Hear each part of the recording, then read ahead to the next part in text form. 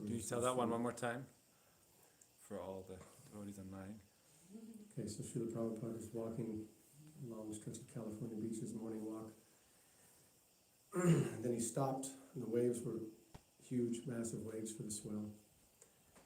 And he stopped and stared at the ocean for 1 minute, 2 minutes, with his eyes closed. And then he opened his eyes, and then he asked everybody, he's like, you hear that sound? And they were like, yes, Srila Prabhupada. It's like, that is the sound of the gopis crying for Krishna. And another story, also Rashad Devaru told me, was he said that he was distributing books in Washington, D.C., and he was walking with all the buses along the fence line of the White House, and they have all the guards there, but they're like pretty far away, 50 yards or something from they don't stand on the fence. And he said at one point, he said that himself and another devotee, they joined together and they were talking about what they'd been doing, where they were going to go next. And then he said, as they were sitting there, he said it didn't seem like that long, but then it was time enough for this guard to come from like 50 yards away. And the guard walked right up to the gate, to the fence line, and they were just standing right next to it. And he was sitting there, and he walked up to the fence, and he was like, hey. And they were like, yes? And he was like, you know, your guru wants you to distribute more books than that.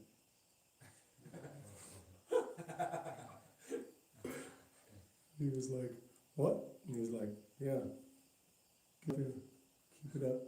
And it was just like, he was just saying it was like Prabhupada was everywhere. And really sweet. But I'm thinking of my very dear friend, Rupa Manohar Prabhu, who I'm trying to come here. But he had so many amazing stories of Srila Prabhupada when he was a young boy.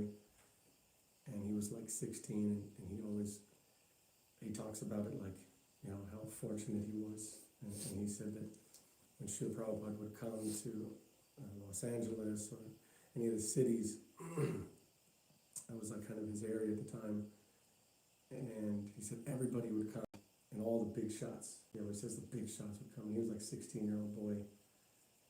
And he said he got to his personal service was at that time, he said every day that he would get to take the marigold flower and dip it in the chandan, and then Prabhupada would be like, he would come from the back of the room, he would be like stepping, parting the sea.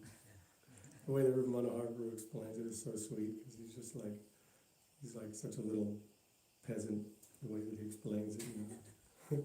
And then he goes up, and then Prabhupada would like fold his hands. He'd lean forward and he said every day for like a month he got to do that, and he was like, there's only me and Prabhupada, and he was like something happened. He was like, I think, he was like at those moments, he's like, Srila Prabhupada infused me with whatever energy and shakti that I had throughout my life. And following that story was another story where all of the big shots again were with Srila Prabhupada. It was a big meeting. And somehow, I don't know why Rupa Manohar Guru was there. He was very young still, he was 17, 18 at that time. All the GBC and some other people and they were all talking about things, and then they came and gave something, a sweet or something to Srila Prabhupada. And he was eating something, and then he like put it there, and he was like, he had some extra, and he was like, who will I give it to? And Rupa Manohar, the way he explained it is so sweet, so detailed. And he said he was holding it, and everybody's just thinking like, who's he gonna give it to? That's a special person who only gets that. And he was naming all the big time sannyasis. He was like, he was there. He was like, he should get it. He's like, oh, he's there. He's like, he's definitely gonna get it. You know?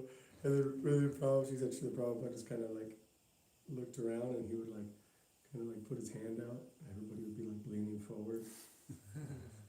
It's like our Srila Gurudev did that so much. would like, You would be like,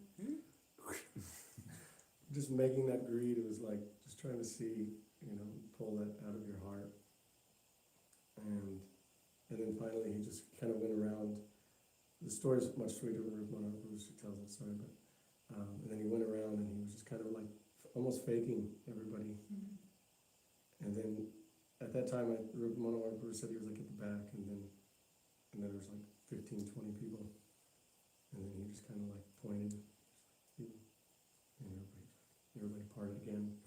Rupa was like, he's there, and he was like, came forward, and he was like, yeah. He was like, I'm the coolest. But it's interesting, I think of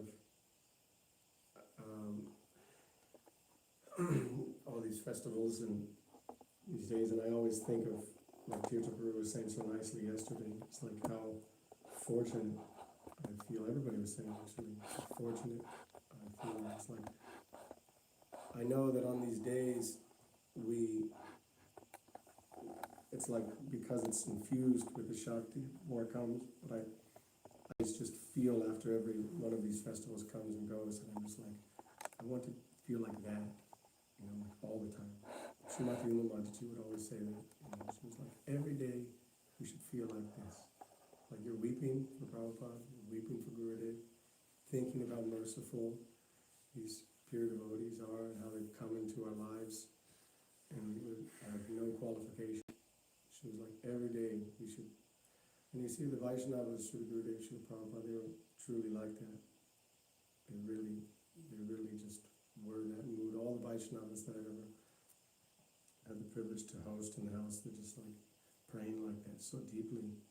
And I just always pray that these feelings and these moods, when they come up and hearing Harikatha, I just want to keep staying engaged with all of you and more devotees, because it's such a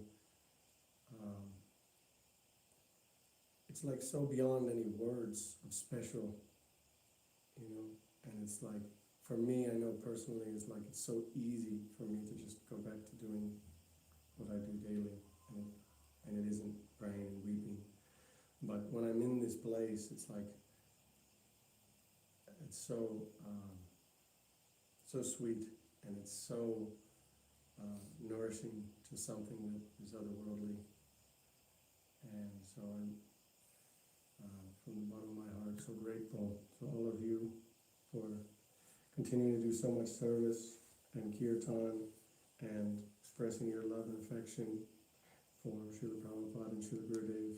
And that when I watch you at every minute, I'm thinking of how grateful I am that I get to be a part of your lives and witness your love for Gurudev and Srila Prabhupada. And that just makes me want to further be a stronger devotee and represent and be a representative to serving this mission.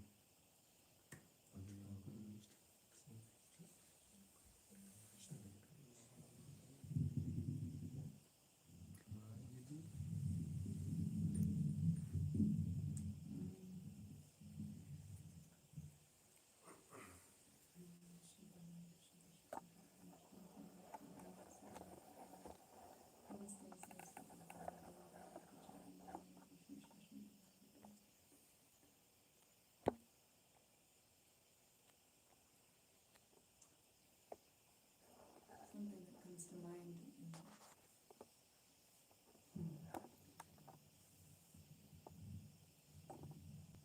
just the relationship that we developed with Srila Prabhupada as his kind of grand disciples, grandchildren, those of us who didn't get the great fortune of being in his physical presence in our lifetime, but we have this special connection to him, and we develop it in our own way, so unique to each one of us, through hearing about Srila Prabhupada and receiving the extension of his grace his disciples and through his books. And I went through a kind of transformation in my own relationship with Srila Prabhupada just not too long ago, when I noticed that oftentimes when reading his books, because Srila Prabhupada he doesn't hold back, he's very cutting with his words, his truth is very direct, and sometimes it can feel painful to the false ego to receive. And I remember doing a lot of reading and feeling that like overwhelming feeling of, oh no, all these things that he's describing, that is, men with a poor fund of knowledge, and all of these terms describe unscrupulous men, like all these things. Rascals. Yes, rascal and foolish, and oh, this is me. and just feeling like, at some point, really feeling like, oh, I've been, I'm not worthy, and all of these things he's describing me, those who are after sense gratification, and so many things, and for a little while it went to a place of, oh no, Srila Prabhupada, I don't know if you would accept me, like if you knew me personally, would you accept me?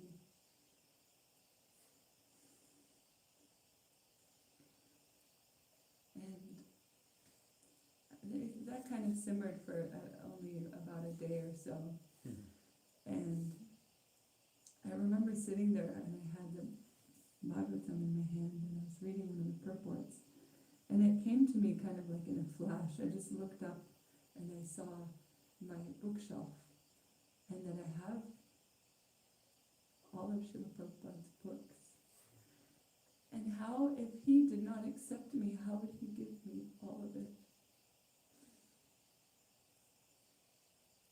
So just that realization that it actually has nothing to do with me, with where I'm at, and I'm the one caught up in my own shortcomings, but he's not even considering that.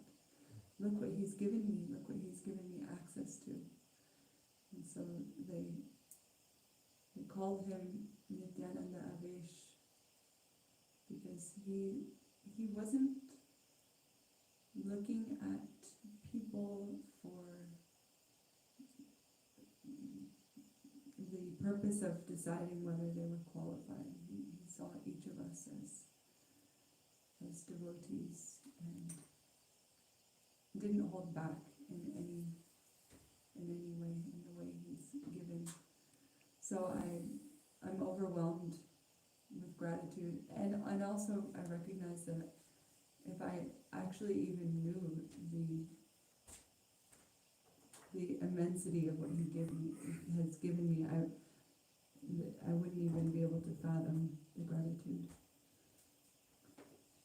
And then I also just want to share, I was sharing with Malini and Ananda Pradayani just some of my mom's experiences, my mother's experiences, because she doesn't like to speak openly in public, so she doesn't share them, so I kind of take the opportunity. But one thing that was really funny is just, she had a funny experience with Srila Prabhupada on the day of her initiation. She was young, she's only 15 years old, and my mother has a mole on her face, like right here, and Srila Prabhupada made a joke to her, asking her if it was insured. Okay. Because apparently there was some actress, American actress, and how Srila Prabhupada knew this is also, like, he just knew so. I don't think it was her, it was someone else, because I heard the recording and I didn't recognize the name. And he said, there's this American actress, she has a mole on her face and she had it insured. But when he first asked that, he said, is it insured? And my mother thought he was saying, are you sure about the initiation? So she said, yes, Srila Prabhupada. And he laughed and laughed and laughed. And she told me that after that experience, every time she saw Srila Prabhupada, he would just laugh. And she felt so special, like, oh wow, something about my presence is making Srila Prabhupada laugh. And so is it ensured? Yeah. But on this day and every day, just offering my gratitude for his divine grace in every way that it appears in my life, especially to the extension of the grace coming from all the Vaishnavas and all of you. My Dandavat pranams.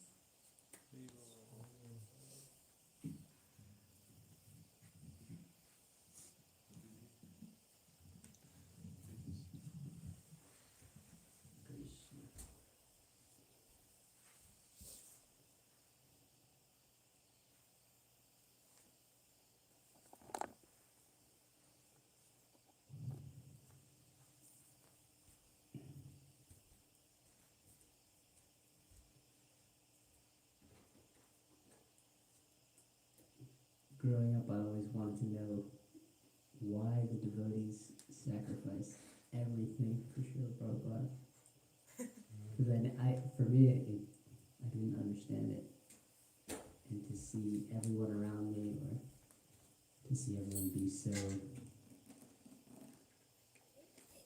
so set in offering themselves to Srila Prabhupada, I made it my mission to try and understand that, and I used to watch all the following Srila Prabhupada videos to get a sense of what people were saying, what they were expressing.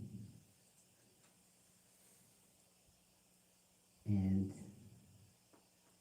just being a part of that process definitely helped me understand his sweetness and his genuine care for the devotees that were around him and that spent their life giving him so much of their service, and how he was always so grateful for them. He would always say that, he'd always compare the Western to the Eastern, and he'd say, in the East they're trying to copy the West. They're trying to enjoy in this way. But now, in the West, all of you have become my disciples, and you're preaching this movement of Lord Chaitanya.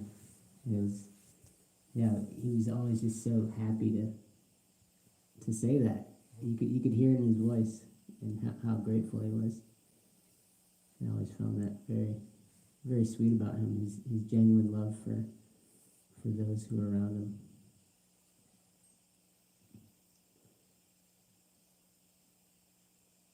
And for me, I felt like through his devotees, I've been able to come up with a way to try and develop my Krishna consciousness in hearing their instructions on what Srila Prabhupada is asking us to do. And from my understanding, he's asking us to just try our heart out and really use what he's given us to develop ourselves into being more Krishna conscious and building relationships with each other, because all of this, we're so dependent on each other for that growth and for that. So to feel that from him it's been a powerful thing for me, and just I've been trying to read his books recently, and everything that's been occurring in my life, I feel like has just been pulling me further and further into his mercy, into Gurudev's mercy, and the devotees, they're just coming up all around me. Sometimes you don't even know they're a devotee, and then Next thing you know, they're a Prabhupada disciple, or they met Srila Prabhupada, or they're given a cookie from Srila Prabhupada. Yeah. So it's, yeah, I just pray that I can try more sincerely and hear more attentively. Marge was saying that in class, that Gurudev would make sure that people were paying attention and listening attentively. Or no, he was saying that Srila Prabhupada was listening attentively to, Srila Bhaktisiddhanta Saraswati. And so I thought, yes, I need to develop this more. So I pray that I can, by the mercy of the Vaishnavas, try more sincerely and listen more attentively.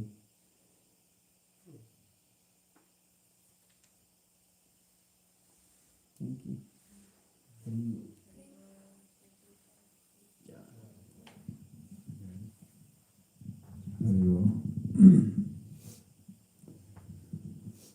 Oh my God,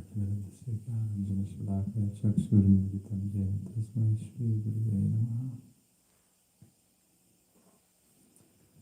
Haribol.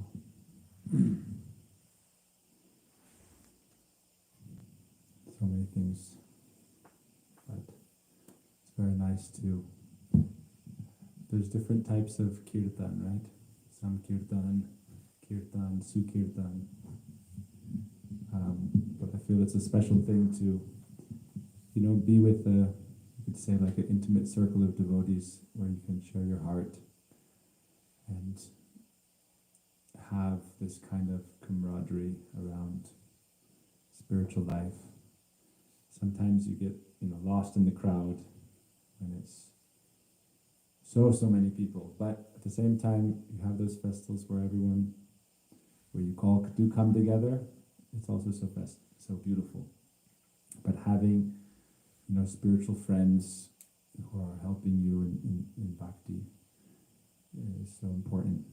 And here in the West, it's some place where we have that opportunity, where we're not always around 1,000 people who are all devotees. It's very strange in a way. We've all been, at very big festivals. But for me, living in India, it's kind of like big festivals are every day. And so, not that it's every day, but the reality is,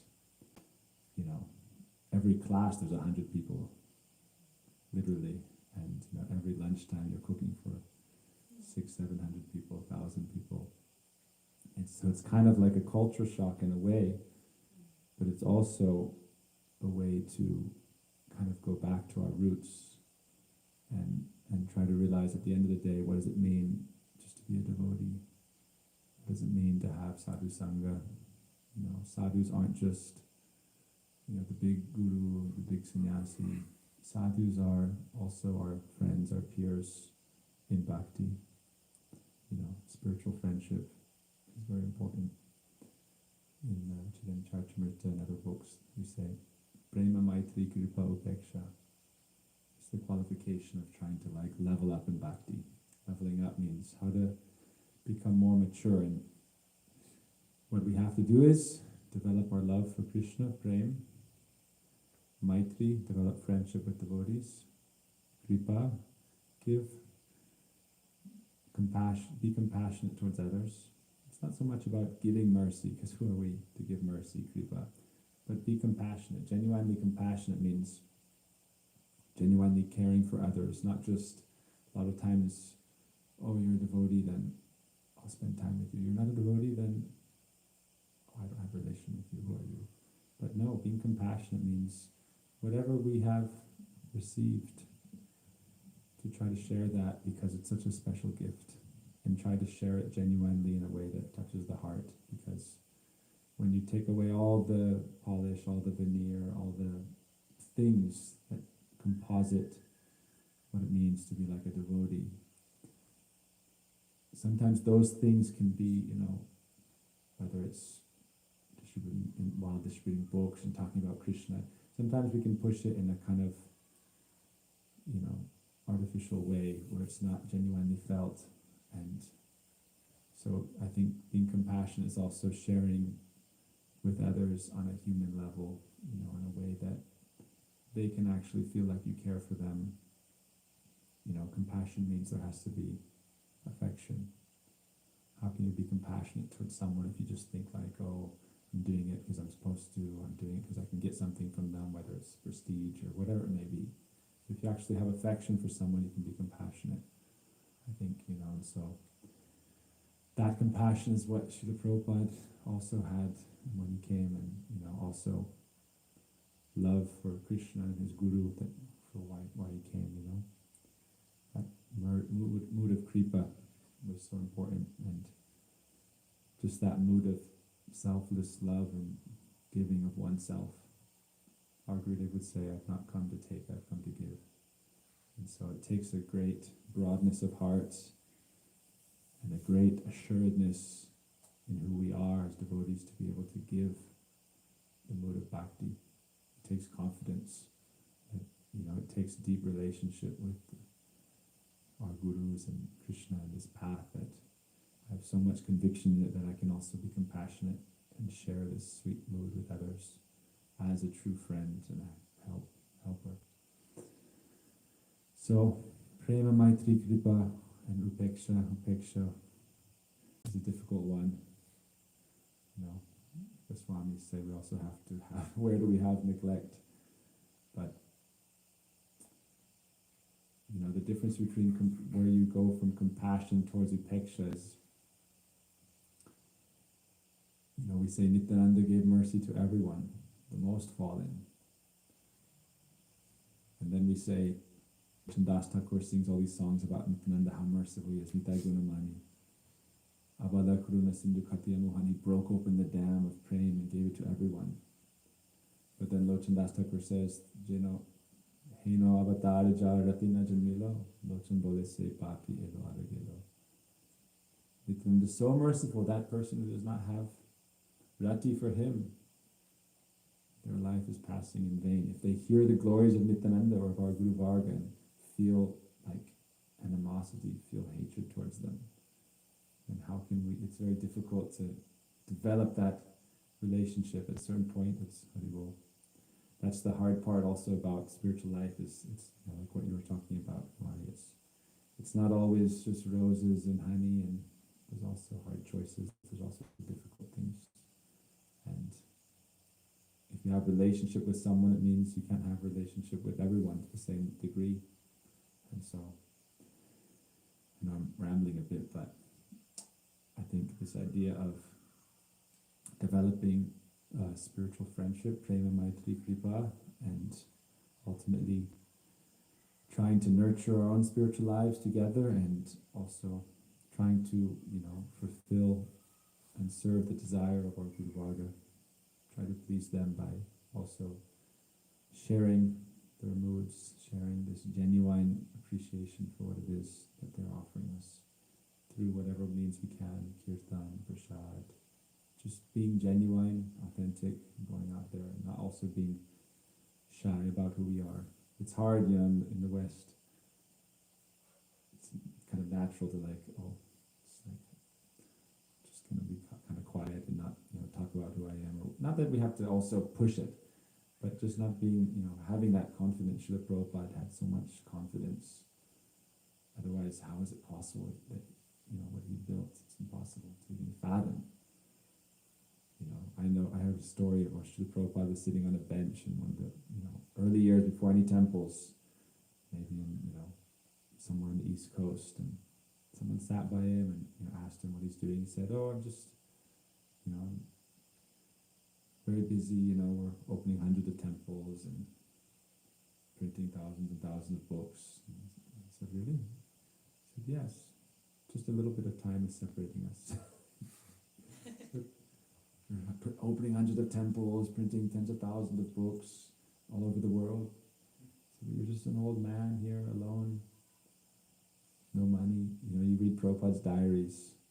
Today I found mustard oil in his diaries, and it was like 22 cents. everything's so expensive here. He wrote our Gurudev letters where he was kind of like, he listed all these things, oh, this is so much and this is so much, and describing how the airplanes and the flyover passes. In India in those days, you didn't have like the highways like you do now in Delhi and so forth. You know, it was very simple, very rural. Even you hear stories about Vrindavan, how it was so simple. So Prabhupada was describing what is America. This great megapolis, crazy place. And it was almost like with childlike wonder, you know, where has Krishna sent me?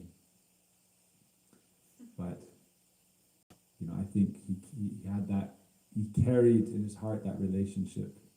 And so that gives you that conviction and that faith and that power, that deep, real relationship. And that's what we're searching for. You know, if we have that with Krishna, then we are a real guru. If we have that real relationship with Krishna, like Krishna is in my heart. And give Krishna. Krishna se tomar, Krishna dite par, tomara shakati ache. We sing the song to Vaishnavas. Krishna is yours. Krishna se tomar, Krishna dite par. Therefore you have the power to give Krishna. But therefore what am I doing? Amito Kangal, Krishna Krishna Boli. Therefore I am just like a beggar running behind you, Dhaitava Pache Pache, chanting Krishna Krishna Krishna. So Guru is one who has Krishna in his heart and a real relationship with Krishna. And devotees, we are those who are trying to follow the footsteps of the real Vaishnavas, the real Gurus who have that relation with Krishna, and then calling out Krishna Krishna, they will take us to Krishna. And so Prabhupada came and he had that relationship, therefore he had that conviction also. Now it's just a matter of time. He has so much strength and conviction. I remember there's a story of Prabhupada where so many of his disciples were sitting with him and asking him, how is it possible you're able to do this? He said, because I have conquered over all lust, anger, greed, madness, all these things. Such a difficult thing, you know. It's so easy to preach big words, but have we conquered over our base urges? Such a difficult thing. So Prabhupada showed, you know, you can judge a tree by its fruits. So the tree of Chaitanya Mahaprabhu's mission, you know, the fruits are acharyas, Srila Bhaktisiddhanta, Saraswati Thakur, Srila Prabhupada, Srila Gurudev. The ability to attract people by your love for Krishna and to bring them, you know, you can be a charismatic person and attract people to you. There's lots of gurus like that, to attract people to you. And we become attracted to our gurus, but they transfer our love and our affection towards Krishna. And that's how they are genuine gurus. Not just that I am God, or I am this great personality, I can fix all your problems. No. So to be able to bring everyone together with real, the difference between, like you see, real guru and someone who's a great preacher, charismatic, so many qualities they may have. But the ability to bring people together with such a pure mood of like ecstatic feeling of this is real. You know, giving, I think like that real faith, when it's practically experienced through relation to Vaishnavas, then it's such a sweet thing because it gives you that feeling of Krishna being so close. And Vaishnavas have Krishna in their heart, so they can give Krishna. And so it's like Krishna is as something I've been thinking about for some months. You know, Krishna is as close as you want him to be. How close do we want him to be? He really is. Because otherwise, you know, he's in every atom, he's in our heart. He's right here with us. You know, in the Bhagavatam Puranjana story, the whole story starts by Narad Muni saying there was two people, two friends, very close friends. He's telling the story to King Prachnavari. And Narad Muni says there were two very close friends and they were traveling around together. And one of the friends, he got attracted to this beautiful city of 9 gates, and this beautiful woman, they married, they went to the city, and he forgot his friend. His friend was called Avigyata, the unknown one. And so there's the whole story goes, and his whole life, and it's an allegory for, you know, living in the body of 9 gates, and the wife is the intelligence actually, and the mind, and all this old age and death ultimately, and then the next life, rebirth, reincarnation, Puranjana becomes Puranjani, the lady. At the end of it, even after her next life, when she, Puranjana becomes Puranjani, and she goes and her husband, she marries a king, so it's like the roles reversed. She marries a king, and he dies, and then she goes to the forest. Actually, they both retire to the forest, and he dies, and she's about to be a sati, enter into the fire, and then a Brahmin comes, who is the Avagyata, unknown one, and says, "I'm your dear friend. You've forgotten me for so long." And then Narad Muni reveals that this was Paramatma, Krishna in the heart. So we become Krishna's as close as we want. He is our dear friend.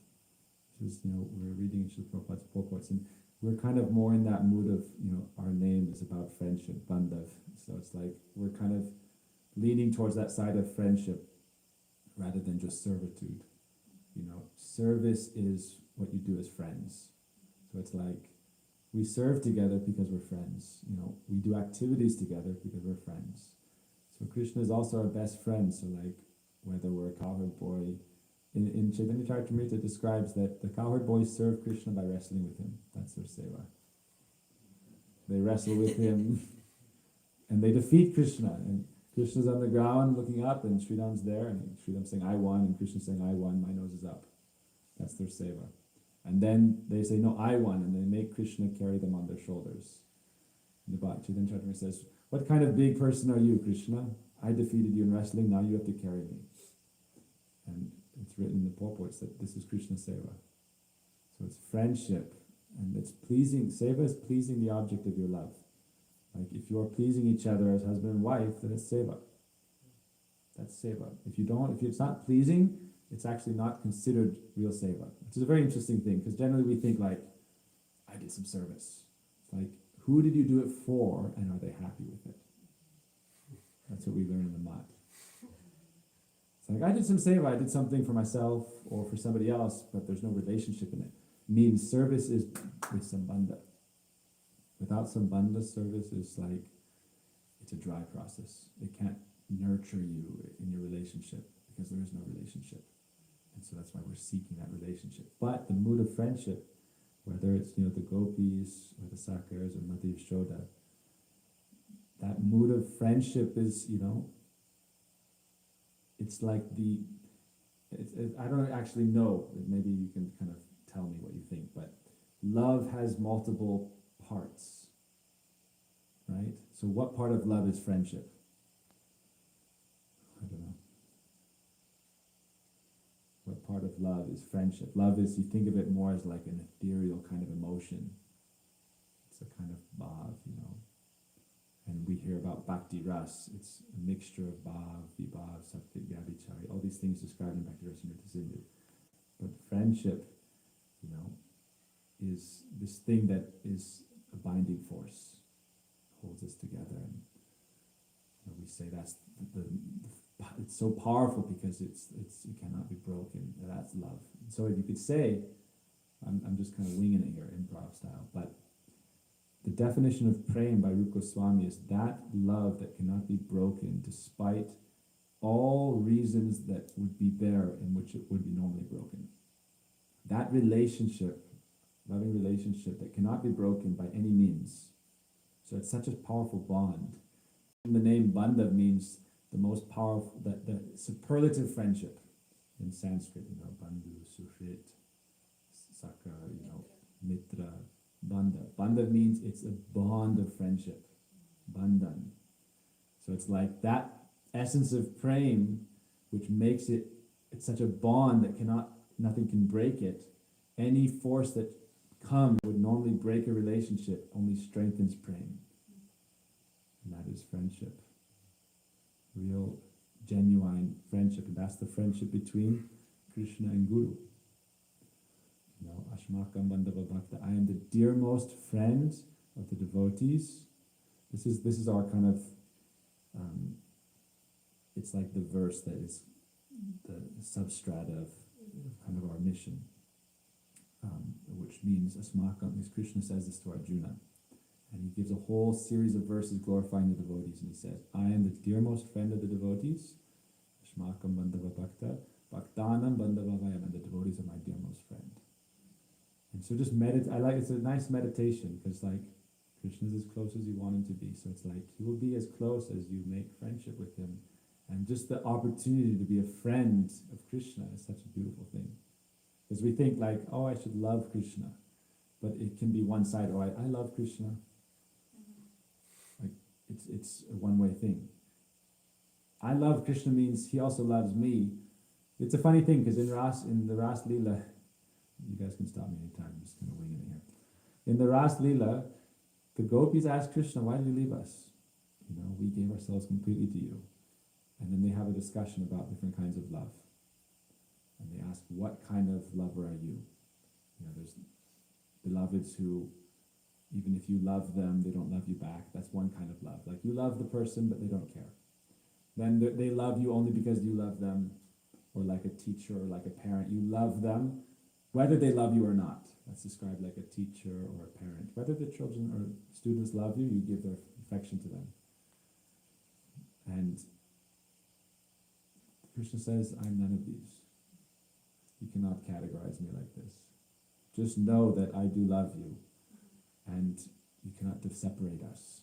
And I only left just to increase our relationship, the sweetness of it. And then he glorifies the gopis, saying, Napare ham nirvadi samyajam. Just know that I value your love and your position. And Krishna's saying, I'm declaring that, Krishna's not foolish, he says things because he knows they're going to be, perpetuated. So he makes this statement, Napare ham nirvadi samyajam sasadu krityam. I can never repay you. Napare ham nirvadi samyajam. Your love is spotlessly pure. If I asked you to take a boon, you only ask for more service to me. So how can I ever repay you? If I try to repay you, I just become more indebted. And so Krishna thinks that he's won. Then the gopis immediately, it's like even in the Ras dance, the gopis sing one note, and then Krishna sings higher, and then the gopis sing higher, and then Krishna sings higher. And then at a certain point, the gopis go higher and higher and higher and higher and higher, and Krishna fails. But it's described, this is the competition of their love, and it's love based on friendship, because if there's no friendship, it just becomes calm, Friendship is what turns it into a relationship that is beyond any kind of like a base desire. It's that, that friendship that makes Radharani and Krishna inseparable. Like they're best friends. They cannot tolerate being apart. But this idea of, coming back to Srila Prabhupada, just meditating on that idea that he is Krishna's best friend, and Krishna is God, so he can be best friends with many people. But, a real bhakta, genuine devotee of Krishna, who has a genuine relationship with Krishna, they can give us also that sense of faith in Krishna because they have relation with him. So it's transferred, the faith is transferred by a living embodiment of it. It's not just like an idea in a script, in a book. Krishna's God. Otherwise it wouldn't affect us so much. Everybody hears of, oh, Krishna, Krishna, Krishna. It's all over the world. Krishna, Shiva, Ganesh, Hanuman. Who are the Hanuman Bhaktas? Those who have a Hanuman Bhakta guru. Right? Like who are the most famous Hanuman Bhaktas now? Oh, Neem Karoli Das. Neem Karoli Baba's disciples. Hanuman Bhaktas. Because of their relation to him, because of his genuine relation to his Ishta, they developed faith from him. That's why we say, Bhaktistu Bhagavad Bhakta. Bhakti comes from the Bhakta. And the root of Bhakti is Shraddha, faith. And faith comes from relationship with those who have that relationship with the Ishta. Then faith starts to come and become more and more powerful. And that faith is, not just that faith, but that relation to the sadhu is what gives you any of your drive to even serve. You hear stories about even like the disciples of Neem Karoli who are like preaching and so many things, and you ask them why. Well, Baba told us to. And so that's why I'm doing it. So even Srila Prabhupada, what was the drive for him? Srila Bhaktisiddhanta Saraswati, my Gurudev told me to. Our Gurudev, why did he come to the West? He said, only because Srila Prabhupada asked me to. When he asked me to give him some money. He also said, please take care of my disciples. And even before that, he said, come to the West many times. So that relationship between them is what brought them to us also. So back to friendship, their friendship. We published a book called My Shiksha Guru and Priya Bandhu. My Shiksha Guru, my teacher, and my bosom friend. So I just think it's a beautiful meditation, the idea of love and friendship. And love develops different flavors according to this type of friendship. But that's such a special thing. And as we develop that mood of Krishna, that he can be our friend. And if you become his friend, the interesting thing about it is that if you become Krishna's friend, he makes you like him. And that's when you become like a divine kind of, that's when you transcend material realm and go to spirit. Because Krishna is on that higher realm, so he's like, you're nice, I want you to be my friend, so come be like me. Be Satchidananda. Then you don't have to take birth and die, you don't have to worry about birth, death, old age, disease, you don't have to worry about all these things, you can just play with me. Don't worry, come be my friend. Gopakumar, it's like, Gopakumar was going so many places, he was going everywhere, but he wasn't satisfied because he didn't have that friendship. When he went to Vaikuntha, if you read the story of Brihad Bhagavatamrita, he wanted to run and embrace Narayan. And everyone's like, you can't do that with Narayan. It's like, you gotta give him a line, bro. You get a line, like, offer some flowers at his feet. It's like, you can't run up and hug Narayan. Like, Narayan's like, before Narayan comes, there's like bells and fans and attendants, and he walks in like really nice shoes, and like everything is like really pucker. You can't just run up and hug Narayan. And so it's like he wanted that mood of friendship, beyond just dasya ras. Dasya ras is like, the dasya to sakya is where we switch from service being just worship to service being bhajan. We were reading, when was it? Just the day before Janmashtami, right? We read our Guru's class and we were talking about it, how he was saying there's different types of bhajan. One is like worship in a mood of like, we were, what is this verse? Purusha Shukta, and Ishvara, Parama, Krishna, I'm offering my prayer again, you are God, and I'm just this small little insignificant jiva, and that's important. But beyond that is worship is just service with love and friendship. Like, why do we feed Kishori Madhav? Because they're our friends, we love them, we eat, why shouldn't we feed them? If we have friendship with them, it's like, you wouldn't really describe, like, if your friend comes to your house, like your best friend, and you're like, you just kind of ignore them and you like chow down on some really good food. Like, where's the love? So it's like, we're trying to develop that mood of friendship with Krishna also, where it's like Sakya Ras, Vatsalya Ras, Madhurya Ras, where we develop, and Chaitanya Charitamrita is all about describing these kinds of moods. And Mahaprabhu said, Aishwarya Shidil Prem Nahi Mora Prita.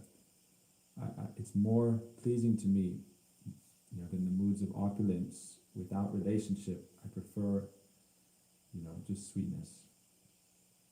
And so, we don't artificially jump, but we also understand that, developing that relationship, it's a very sweet and intimate thing. And if we can develop it, it completely transforms our lives. At that point, the struggle is almost like it's just an artificial kind of sequence we have to go through. Meaning, not artificial sequence, it's just like this. Yeah, it's like it's a simulation. We're going through it, but if we have that relationship, it's pulling us forward. And so everything else is just kind of like the motions, going through the motions. But if you can just develop a little bit of that, that greed for, relationship with love, then he's as close as you want him to be.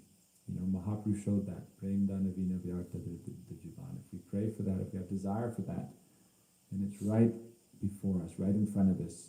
And when we develop that greed and that mood, and we take shelter and we serve, then Krishna will start to test us like he tests the gopis. That's the other side of the coin, you know. Oh, you really want me. You really want me means I'm going to have to make you like me.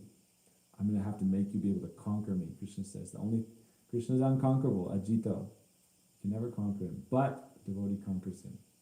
So Krishna is a little bit afraid. Like Krishna says, Bhukti Mukti Diya Jan Pralaya Krishna Bhakti Naden Rakan Lukaya.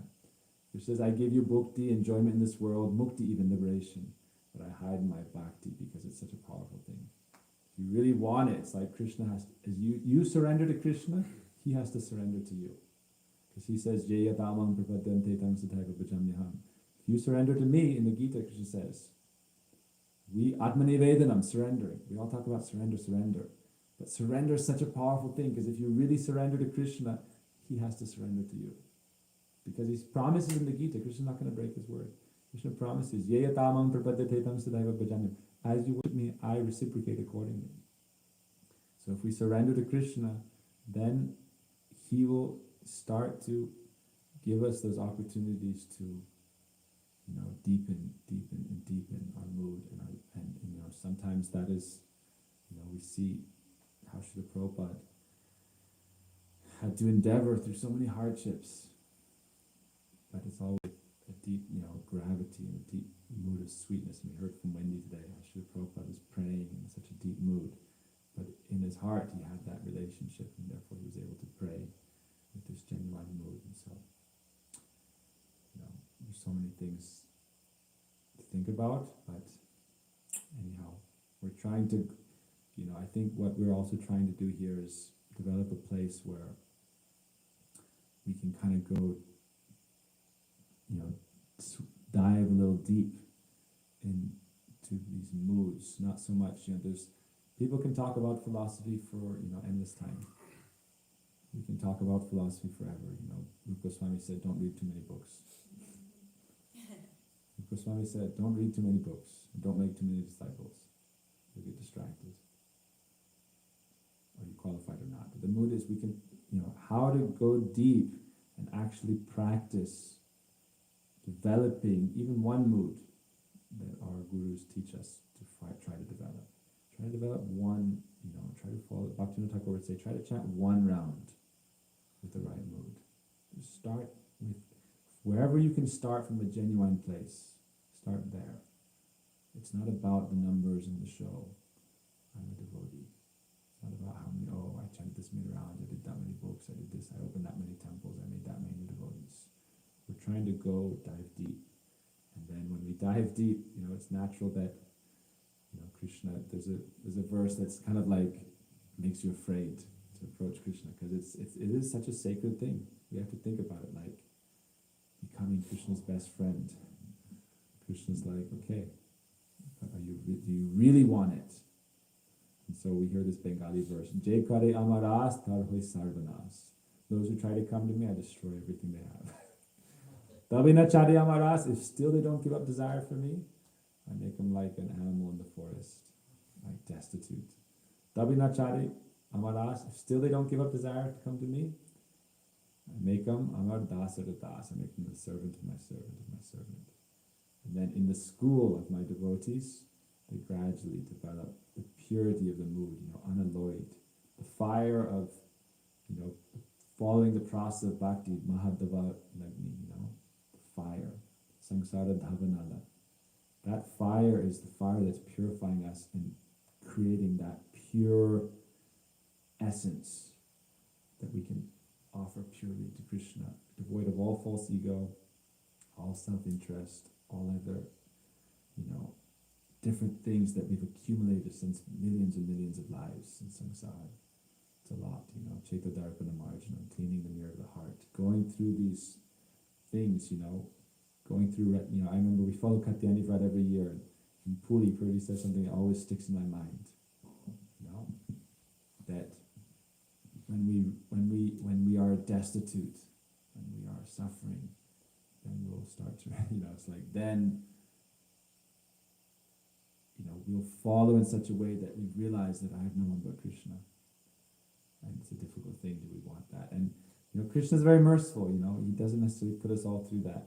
Yasyaham anugrahami harishte taddanam snai, but we also hear in the same time that Prabhupada himself was quoting this verse, for those who want to come to me, yasyaham anugrahami harishte taddanam snai, take away everything they have. But then, Prabhupada would say, I had wife, I had children, and Krishna took them away. But now I have all of you, there's thousands of disciples, hundreds of temples. So really it's just a question of letting go so that we can grab hold of something much greater. That's why Krishna has to take it away. Because really it's just Maya. Everything we're holding on to is Maya. There's the story of the king asking, what is Maya, what is Maya? No one could answer. They all gave random philosophical answers. He said, I'm not satisfied. I want to see practically what is Maya. Sadhu came and grabbed hold of a pillar. Let me go, let me go, let me go. The king said, what is this? He was like a madman. He said, this is Maya. We're holding on and saying, let me go. So why Krishna has to take it away? If we're not holding on with the material attachment, he won't take it away. Krishna samsar koro chadi anachar. Develop Krishna samsar. Krishna is my family, the devotees are my family, the temple is my family. Then why will Krishna ever take that away? Chadi anachar. Bhaktivinoda Thakur sings, give up other things. Krishna samsar koro. Make Krishna your samsar. Chadi anachar, give up everything else. Jive doya Krishna nam sarva dharmasar. Being compassionate to the jivas, perform Krishna nam. This is the essence of all dharma. This is Bhaktivinoda Thakur's song. So this is what we're trying to do here also. That's the idea what I was saying in the beginning. Krishna samsar. Having spiritual friendships that nourish our lives and that from the platform from which we can actually serve our Guru Varga. So thank you. Hare Krishna. Vancha Kalpati Vishnu Kripasya Vichar. Krishna.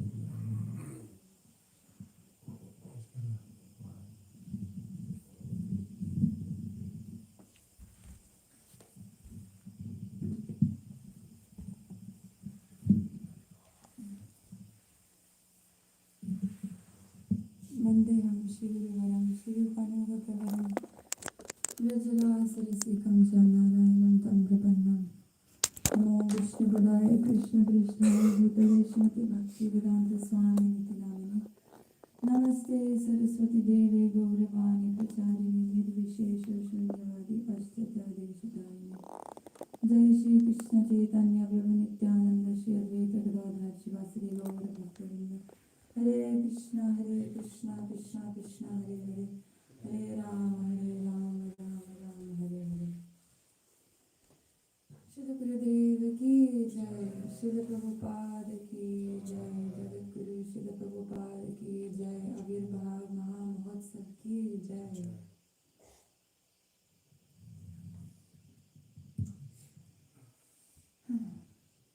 How can you glorify someone who changed your life before it began?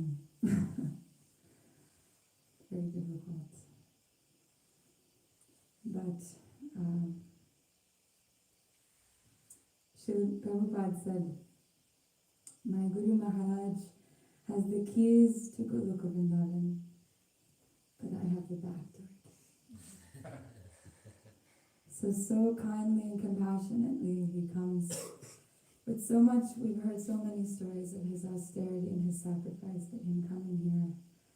But it's so much more than that, like Rasik Prabhu was saying. There's so much relationship involved in the heart. It's not just the physical actions and motions of building a mission. It's bringing everyone to Krishna. And this mercy and compassion, Prabhuji actually talks about this, of how today is actually Nandotsav. It's the day Krishna is celebrated. Oh, Nanda is saying, I have a son. You want cows? I'm giving you cows. You want? I'm giving you. Giving so much in charity. But Prabhuji says this day has been taken over by Srila Prabhupada because his charity is greater than Nanda Maharaj to all the jivas. He says he used Nanda Maharaj's gift also. What? He says Prabhupada is Nanda Maharaj's gift to all of us also. Yes, Nanda Maharaj is giving this gift. But still, he is in a way giving more charity in that sense. Not just in Brajadham, but to the entire world, to the entire three worlds. Even Prabhupada said, in my next life I'm going to hell. I'm going to help the jivas there. Just you know, it's, yeah. For me personally, and I unfortunately missed a lot of the glorifications this morning. But for me, on a personal level, Srila Prabhupada is like grandfather, and grandfather always loves their grandchildren no matter what. With father, you know, there's expectation a little bit to fulfill some, to meet some standard, to make your father proud. But grandfather is already happy. He just wanted grandchildren, that's it. So he has them, so he's gonna look after them, no matter what. That's how I feel. And just, yeah, Prabhupada has brought me to Gurudev. Prabhupada has brought me all my friends, all my family. He made a home in which all the world can live in. Literally, I lived in his home. So it's just very hard to, you can talk philosophically, but from a very personal level, it's just hard to fathom. And I always get emotional these days because I don't know what to say. It's just difficult to understand. And yeah, this is the mercy of Guru. Prabhupada says, you're ever well-wisher, and that's what he is. He's our ever well-wisher. He is our best friend. Because, as Risi Prabhu was saying, Krishna is the best friend of the devotees, and the devotees are his best friend. But because of that, they are our best friends, because they don't want anything else. Prabhupada, Gurudev, and the Guru Bhagat, they don't want anything from Krishna except his service. So the same way, they don't want anything from us, but just wanting us to be part of that service, which will make us eternally happy. So, yeah, I don't have much stories or philosophy or things Prabhupada shared because my mind is all jumbled, but everything is there in Prabhupada's books. Everything is there in Prabhupada's books. And but Gurudev said it's like a chest with a lock and key. There's so many layers to what he has shared, and so it is so important to have the guidance of those who have more faith and realization to open up those portals within the books. And many times, I think it was Bhagavat Maharaj who said this, or Padmanabhan, I think it was Bhagavat Maharaj. But whenever he would ask a godbrother to come visit Gurudev, you know, they were hesitant to meet him. He says, just listen to a class, be there, show up. So they would listen to he said, read something from Srila Prabhupada's books before you come. And so they would read something. And then he says, now go to the class of Srila Gurudev. They would listen to Gurudev's class. And then he said, now read that book again, that same thing again. And immediately all of them were just like, I had never thought of that. Everything was opening up. So we are in a mood of anugatya. Even to understand Srila Prabhupada, we have heard from our parents, our grandparents, their disciples. It's always about anugatya in order to understand such personalities. How can we even understand Gurudev? We must go to those Vaishnavas who have deeper relationship with him to understand his moods. Mahaprabhu didn't allow anybody, unless they had his mood, to be in the Sankirtan in Srila Sangha. But we're so fortunate. You can imagine all the hippies around Srila Prabhupada. Their kindness, what is his mood? Singing Jai Radha Madhava very slowly with the kartas, with his eyes closed, surrounded by druggies and wild cards. Such is his compassion. He didn't say go out.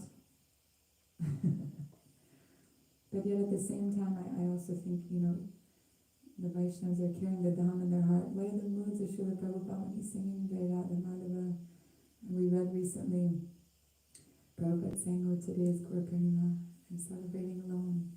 But what is he carrying in his heart? He's not alone. That's why he was able to do this, because he had those relationships with his Gurudev and the Guru Parampara and Radha and Krishna Mahaprabhu. So he was never alone. But for our sake, he is showing this, you know, these struggles to show that it is a sacrifice. It is a sacrifice to do service to Guru, to surrender to Krishna. It is not easy, you know. Yeah, so many things. I think of just amazing things. Well, the other thing is, yeah, what was I saying? His mood. Before he's going to the West, can you imagine what he's thinking at Radha Damodar?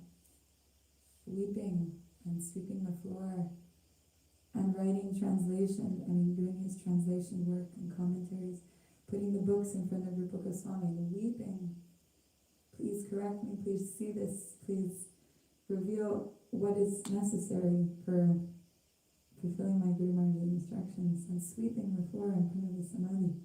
It's like, and Gurudev would ask him to please come and stay in the mat. Like, you're here alone with no clothes, nothing. Please come. And Prabhupada was, reluctant to go. He stayed for a short time, but really he stayed. You'll see Radha Damodar. And all of this Manasi Seva, like that's what we do even here in a very basic, simple way. Before we do any festival, we have to meditate on how we're going to do it. This is how the Vaishnavas have trained us. You have to first develop it in your mind and heart, and then it can manifest. But what was Srila Prabhupada manifesting in his mind and heart before it manifested? That's why it took so long before he came. You can see so much. Prabhupada would say he would make like a beautiful temples in his mind. Yeah. Golden temples, and the standard of archa we have in this country is nowhere in the world. Like really. And so it's like he was doing that every day in his heart and his mind, with that manifestation. And that's what you were saying earlier when he was sitting on the bench. It's already happened, it's just time that's separating it. So I don't know where I'm going with all of this, but he did it. He broke the dam. Now,